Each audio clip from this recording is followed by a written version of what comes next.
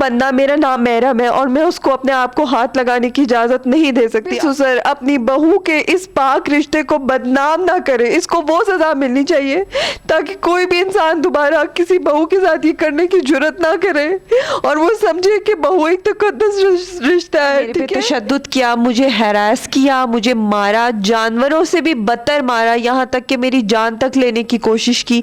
मैंने 15 बुलाई, पुलिस आई, पुलिस ने आके हमारा सारा कुछ मामला देखा और मेरे ससुर गाली गलोच मुझे डे 1 से करते थे और बहुत ही गंदी और नामुनासिब, जो कि कोई भी ससुर अपनी बहू को नहीं कर सकता, वो गालियाँ ये बंदा मुझे देता था। आते साथ ही उन्होंने मेरी यही शॉल मैंने पहनी हुई थी जो उन्होंने खींची, बुरे तरीके से मुझे गंदी गंदी गालियाँ देना शुरू कर दी और मुझे इनएप्रोप्रिएट तरीके से हाथ लगाना शुरू कर दिया, जिस पे मैं चीखी चिल्लाई, गालियाँ देना शुरू की। मैंने अपने बच्चे को बुलाया और अपने बच्चे को कहा मुझे बचाओ, इसको पीछे करो। उसने अब्बू, क्योंकि वो मेरे फादर इन लॉ को अब्बू अब्बू कह के बुलाता है, मेरे सर पे गन रख के मुझे FIR वापस लेने की धमकी दी।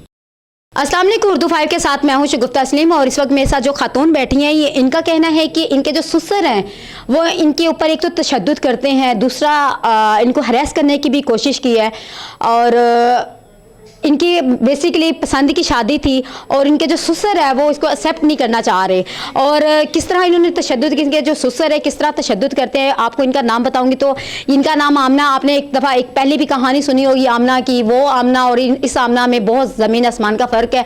ये आमना जो है इसके ऊपर भी तशद्दुद किया जा रहा है, लेकिन इनका तशद्दुद जो है वो आपको ख़ुद इनकी ज़बानी आप सुनेंगे। जानते हैं कि इनके ऊपर जो इनके ससुर हैं वो क्या अटेम्प्ट करते हैं और क्यों करते हैं, किस वजह से करते हैं और इनको कौन कौन सपोर्ट कर रहा है, ये सारी चीज़ें इनसे जानती हैं। अस्सलाम वालेकुम। वालेकुम सलाम। अच्छा आमना, ये बताइएगा कि आपके साथ जो सारा मामला, आपके ससुर के आपने बयान दिया है कि आपका ससुर आपके साथ एक तो गलत हरासमेंट भी की करता है, कुछ गलत इस तरह की बातें करता है, तो आप बताएंगे क्या क्योंकि जो ससुर होता है कोई भी बंदा ये जल्दी मानता नहीं है क्योंकि वो एक बाप का दर्जा रखता है, जो भी हो जाए कि उनकी एज ऐसी होती है, अपने हाथों से जो ब्याह के लाया हो बंदा, और ये चीज़ें से कभी भी एक्सेप्ट नहीं कर पाते हम, खासकर ये जितना इस्लामी मुल्क में बैठे हैं तो कभी भी ये चीज़ें होती, लेकिन अगर देखा जाए तो ऐसा होता भी है। आपके ससुर ने आपके साथ क्या ऐसी चीज़ें की कि आपको मजबूरन मीडिया के सामने आना पड़ा? मैडम, मेरा जो घर का माहौल है ना वो शुरू दिन से ऐसा था, ठीक है, क्योंकि मेरी 3 नंदे जो हैं वो डिवोर्स लेकर आ चुकी हुई हैं, तीनों के बच्चे भी साथ रहते हैं, मेरे जेठ को भी डिवोर्स हुई हुई है और उनके भी बच्चे नहीं मिलते, तो शुरू से हमारे घर का माहौल इसी तरीके का रहा है, ठीक है। तो मेरे लिए ये चीज़ कोई नई नहीं थी। लेकिन शादी को कितना अर्सा हुआ? पसंद की शादी? जी, मेरी पसंद की शादी है और मेरी शादी को 10 साल हो चुके हैं, मेरे 2 बच्चे हैं और मेरे ससुर ने 18 दिसंबर को, क्योंकि छोटी मोटी लड़ाइयाँ तो चलती रहती थी, गाली गलोच मुझे डे 1 से करते थे और बहुत ही गंदी और नामुनासिब, जो कि कोई भी ससुर अपनी बहू को नहीं कर सकता, वो गालियाँ ये बंदा मुझे देता था। लेकिन मैं सिर्फ और सिर्फ अपने माँ बाप की, अपने शौहर की और अपने बच्चों की इज्जत की खातिर, पाँच दफ़ा ना जब लड़की पसंद की शादी करती है वो इस वजह से भी फिर उसको बहुत सारी चीज़ें, तो मैं इसलिए ये सब कुछ पी जाती थी, ठीक है। लेकिन उसके बाद 18 दिसंबर को जो है इन्होंने मेरे पे तशद्दुद किया, मुझे हैरास किया, मुझे मारा, जानवरों से भी बदतर मारा, यहाँ तक कि मेरी जान तक लेने की कोशिश की।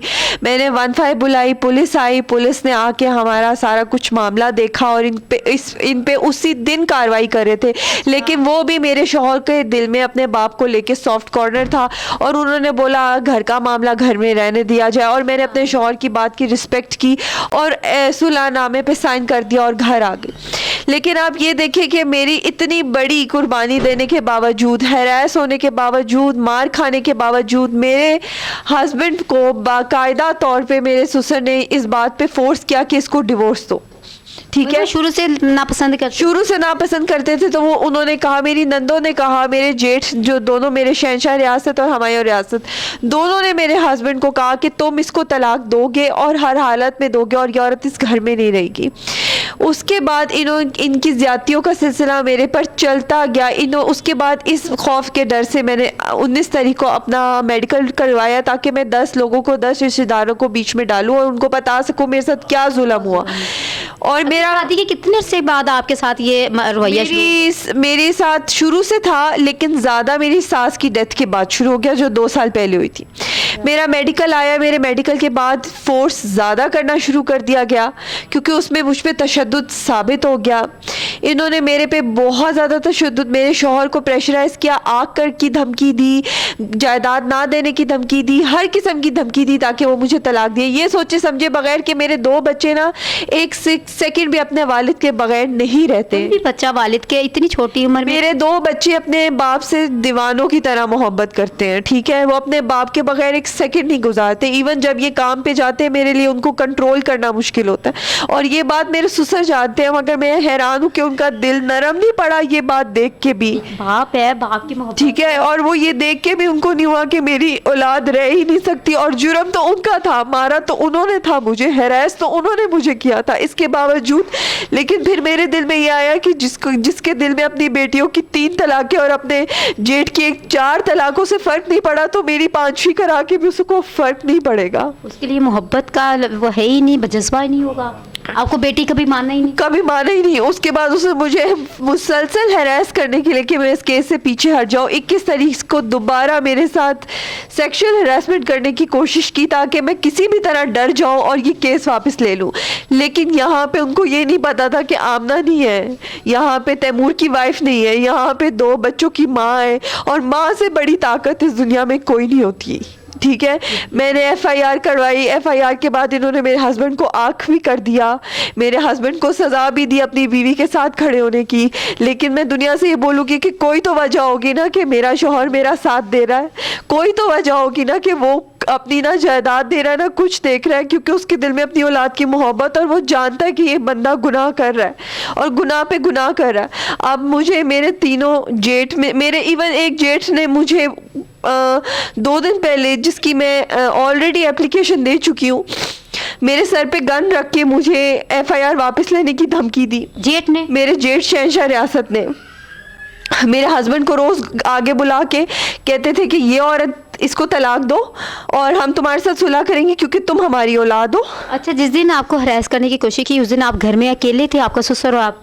जी मैं अकेली थी। क्योंकि मेरे देखिए जेठ और मेरे हस्बैंड काम के सिलसिले में बाहर रहते हैं और हमारे घर कोई नहीं होता, कोई मर्द नहीं होता। और मेरे एक जेठ है, वो जो नंदे थी, वो नंदे तो आगे रहती है। मैंने आपको बताया ना मेरा पोर्शन अलहदा है, मतलब कि टोटल अलहदा है, तो उनको पता भी नहीं होता कि कौन आ रहा है कौन जा रहा है। तो कितने बजे का टाइम क्या वो कि उसने आते बदतमीजी की क्या? वो रात तकरीबन 7 से 8 बजे का टाइम था जिस दिन उसने आते साथ ही बदतमीजी की।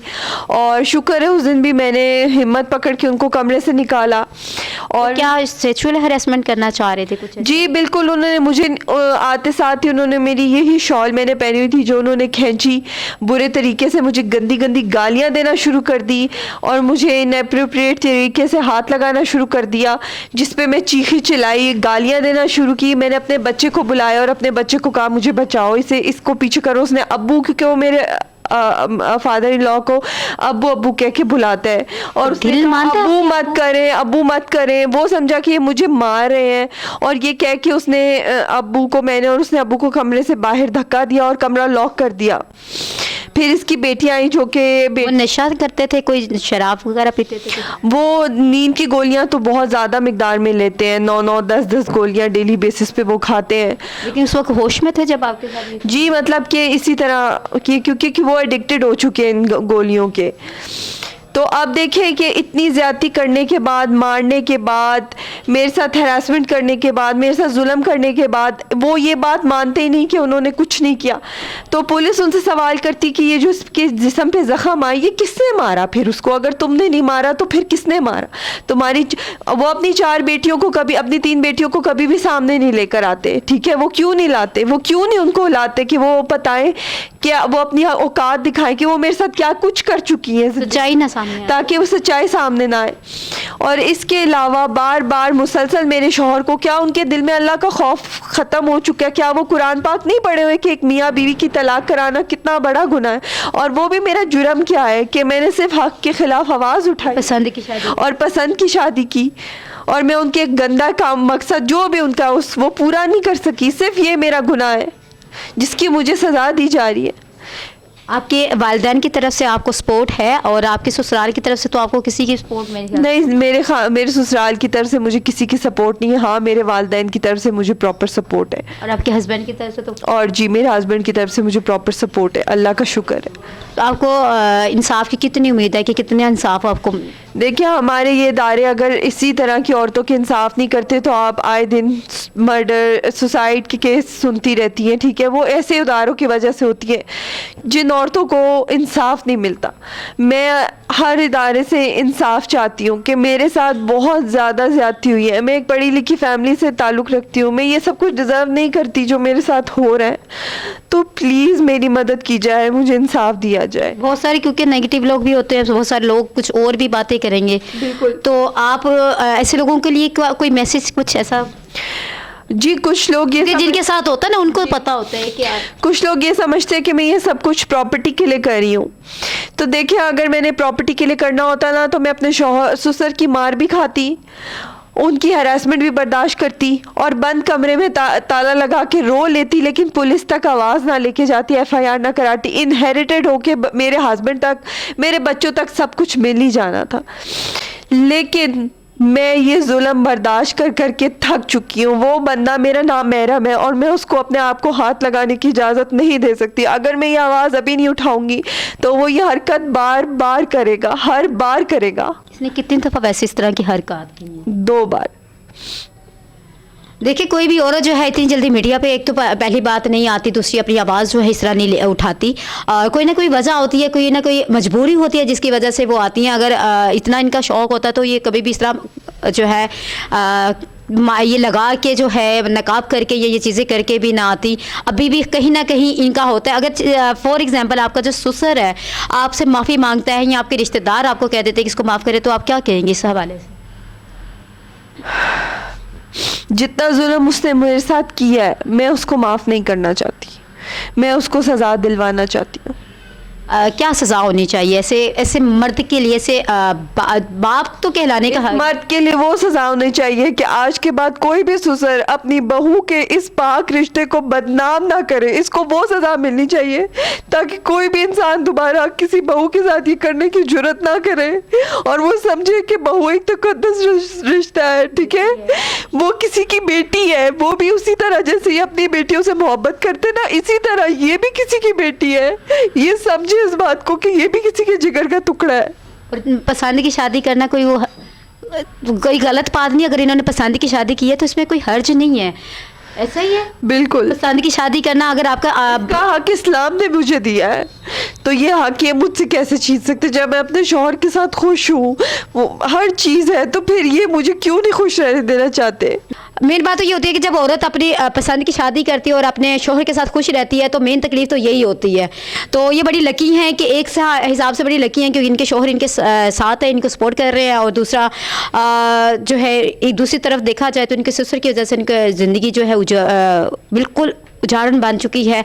आपको प्रोग्राम कैसा लगा अपने कमेंट्स में ज़रूर बताइए। और क्या आपको लगता है कि ये इंसाफ को जितनी इदारों तक चले गई हैं इनको इंसाफ कितना मिलेगा?